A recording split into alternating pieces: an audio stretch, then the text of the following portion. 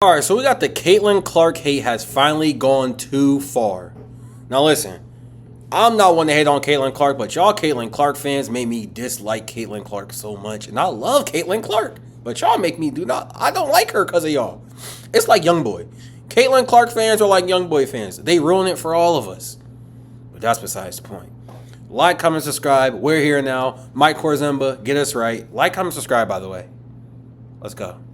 The Caitlin Clark hate has officially gotten out of control. We should be debating whether Caitlin Clark is having the best rookie season in WNBA history, but instead, we have seen three-time MVP Cheryl Swoops officially induct herself into the Hater Hall of Fame. Cheryl Swoops? It was reported by Stephen A. Smith that Cheryl Swoops was supposed to commentate an Indiana Fever game against Dallas, but instead was pulled from commentating the game because the network did not think that Cheryl Swoops was going to praise Caitlin Clark's recent earned success and instead So y'all just want people to bandwagon Caitlin Clark. Let her speak her mind. Listen, if she's a hater, she's a hater. If she's a hater, she's a hater. But my nigga, don't ban her because she about to speak her mind and tell her how she feel about the bit. Don't do that.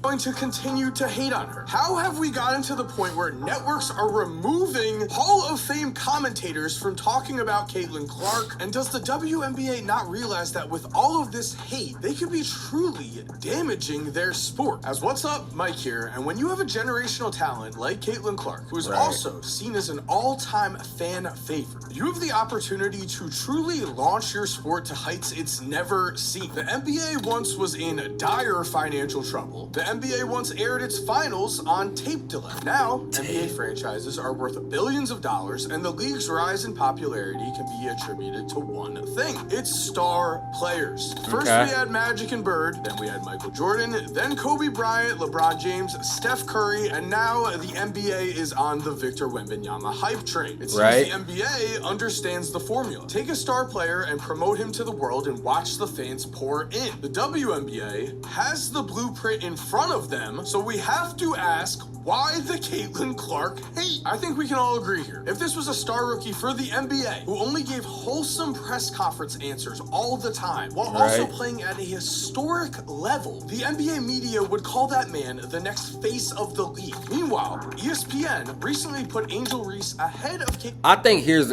what it is. There is a clear-cut GOAT in the NBA. Clear-cut. It's Michael Jordan. If you want to be on the odd man out and say LeBron, go ahead. It's not clear cut. It's two people you can consider the fucking GOAT of the NBA. The WNBA really has no definitive GOAT. Like, it's for sure this one player. The WNBA does not have that. So when they see a rookie like Caitlin Clark come in, and she's already in the GOAT, she's already in the GOAT conversation, which is the craziest part. She's already in the GOAT conversations. When you see a rookie like Caitlin Clark come in and already in the GOAT conversations, they're not going to like that, bro. They not going to like that. They all going to try to cement themselves as number one. There is not one definitive GOAT. You could say Diana Taurasi, Breonna Stewart, Sue Bird, Cheryl Swoops, Maya Moore. I mean, there's no number one spot for just one player, bro, in the WNBA. And we all think Caitlin Clark is going to take that spot.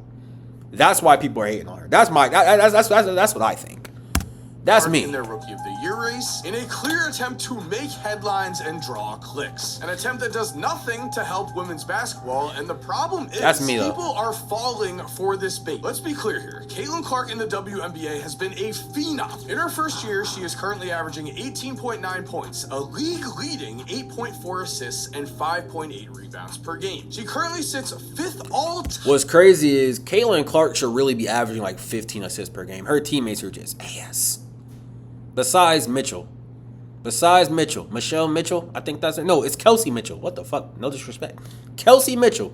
Caitlin Clark and Kelsey Mitchell. What the fuck? Caitlin Clark and Kelsey Mitchell are the only good ones on that team. Aaliyah Boston, ass. Fucking, who else is on that team? Actually, I take it back. Aaliyah Boston, not ass. She's decent. But everyone else, ass.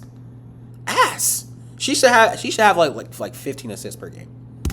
They all missed their wide open in shots. a single season. Yes, 5th all-time in WNBA history, and the only woman to ever average more assists in a single year is Courtney Vandersloot. So no disrespect to Angel Reese, who has been a rebounding fiend, but in terms of the Rookie of the Year race, ESPN is literally making this narrative up. If we follow the money, which never lies, we find that DraftKings has Caitlyn at a -3. This is a promotion, I guarantee it. Watch. In favor to win Rookie of the Year, which means if you were to bet $10 on Caitlin Clark to win Rookie of the Year, you would make 30 cents in profit. AKA, this award is a wrap. The media might lie, Vegas's odds never do. But guys, before we continue, I'm very... What I tell you, I knew it was fucking coming. Mike, to say don't piss me off. You thought you was slick trying to get that in there. Why are people pretending otherwise? Stephen A. Smith believes the answer to that question is simple. Evans takes the 3, takes the 2. Lot of contact from Reese on Clark. That's a foul. Kennedy Carter now. That right there is uncalled for. I think that's going to be a flavor and one. Jealousy. Stephen A. says that in a media world filled with former players, a lot of these former players are jealous of Caitlyn, and it's hard to find another reason. As right now, Caitlyn Clark is truly showcasing a transcendent game at the highest level. Caitlyn isn't just a logo three-point shooter. On July 6th, Clark took the court against the best team in the East, the New York Liberty, and put up 19 points, 13 assists, and 12 rebounds in a 5-point statement win. This stat line gave Caitlyn the first triple-double by a rookie in WNBA history, and she wasn't done there. As on September 4th, Clark was at it again, giving us 24 points, 10 assists, and 10 rebounds against the Los Angeles Sparks for triple-double number 2. Meaning, as a rookie, Caitlyn Clark has already become one of just 6 players in Let's see here. Caitlin Clark, Alyssa Thomas, Williams, Sabrina. That's some good company. History to have at least 2 triple-doubles. The record for triple-doubles in a single career is 10, held by Alyssa Thomas, meaning that Caitlin Clark is already 1/5 of the way to the all-time record. Speaking of records, Caitlin is also... What did he just say? Clark is already 1/5 single career is 10, have at least 2 triple-doubles. The record for triple-doubles in a single career is 10, held by... 10 triple-doubles is the motherfucking record in the WNBA. Alyssa Thomas. That's crazy work right Caitlin there. Clark is already 1/5 of the way to the all-time record. Speaking of records, Caitlin has also been a record machine in general. She has the most three-pointers by a rookie, the most total assists by a rookie, the most assists by any player in a single game ever with 19 against Dallas. These are once in a generational... I'll be back. 1 second, guys. 1 second, guys.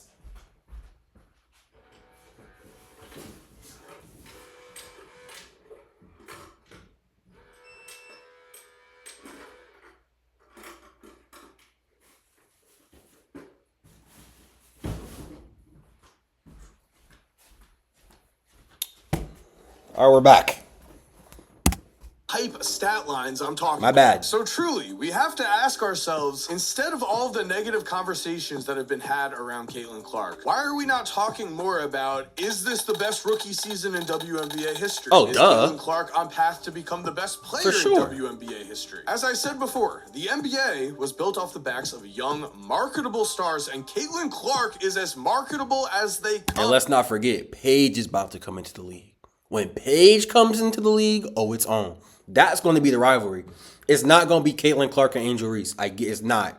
It's not. It's going to be Caitlin Clark and Paige. I guarantee it. Is a freak of I nature called as it, a bro. shooter. Her game is electrifying. Those two are She too literally good. Embarrasses players as a one-woman highlight reel. She also, off the court, is humble, takes the high road, is always seen giving autographs to young fans. Not to mention, she fills up the stat sheet, and she is a winner. So what truly is the problem? If the WNBA just embraced that they had an all-time talent on their hands right now, they could put a plan in place that would draw in lifelong fans and a new generation of girls who Facts. will be much more likely to follow in their favorite players' footsteps, making the sport of women's basketball better and better. Instead, though, we have seen a lot of dirty fouls. We have seen a lot of pettiness in post...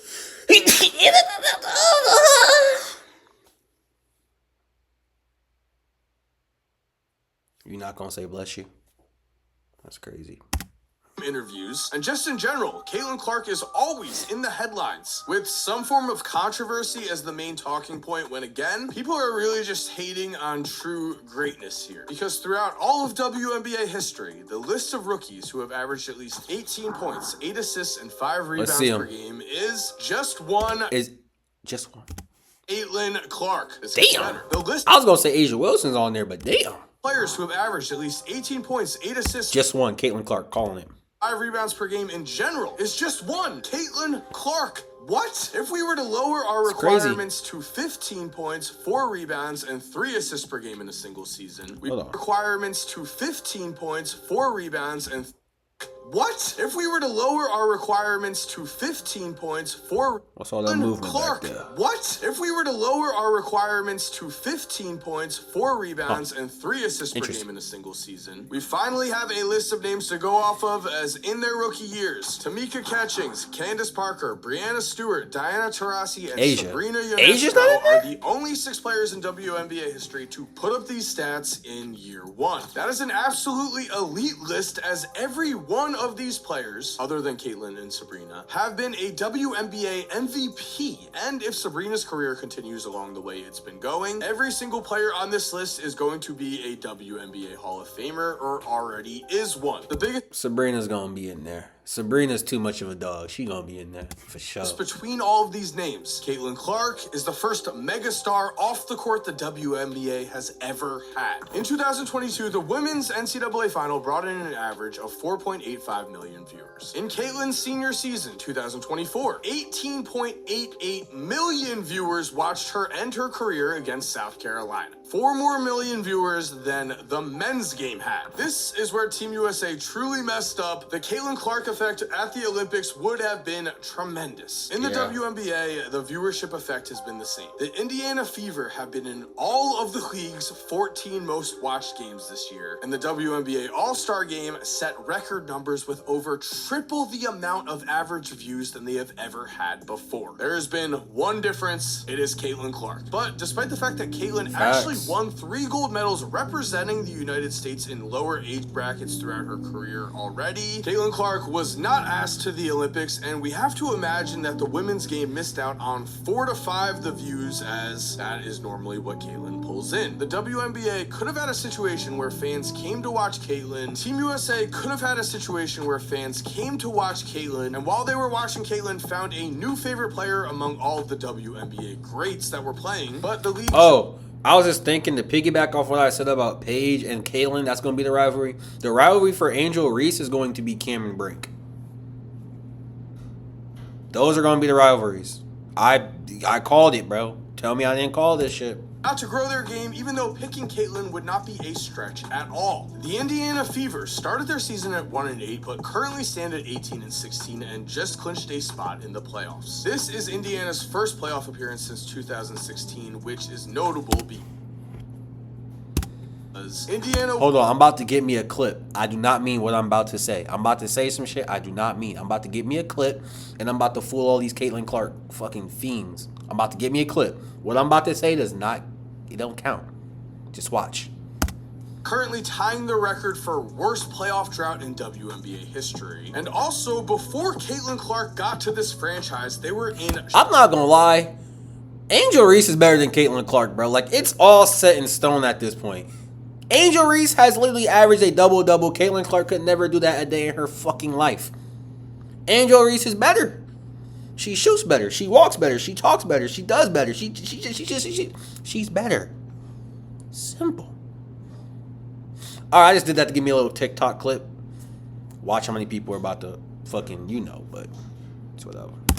Shambles. Not only were they in the middle of a 7-year playoff drought, in those 7 seasons, the Fever had a combined record of 58 and 149, and in 2021, Indiana went 6-26 and followed that up with a 5-31 record in 2022. This year, Indiana is in the playoffs, and what's even more exciting is that Caitlin is already starting to play like one of the best players in the WNBA. In June, in 11 games, Caitlin averaged 15 points, 6.1 rebounds, and 7.2 2.2 assists per game on 41% shooting. Respectable numbers, but as she has adjusted to the WNBA game, she has taken a massive leap. As in the 8 games she has played between August and September, Caitlin is averaging 24.5 points, 9.1 assists, and 5.6 rebounds per game on 48% shooting. Truly elite numbers as we head into the playoffs, and so we have to think, what is Caitlin about to do next? So thank you for watching. That's in the video. Year 3, Caitlin's going to average over 30. I'm calling it. And I've been saying her comp is Damian Lillard, not Steph Curry. Caitlin doesn't. She can't do shit without the ball in her hand. Curry could do everything without the ball in her hand. She's Dame. But like, comment, subscribe. Caitlin Clark, keep doing your thing. I'm not one of these haters, but man, your fan base makes me absolutely despise you. But I love Caitlin Clark. It's just the fans. Like, comment, subscribe. We're out of here. I told you I'm back on my daily uploads. I'll be back tomorrow with another one. Yeah.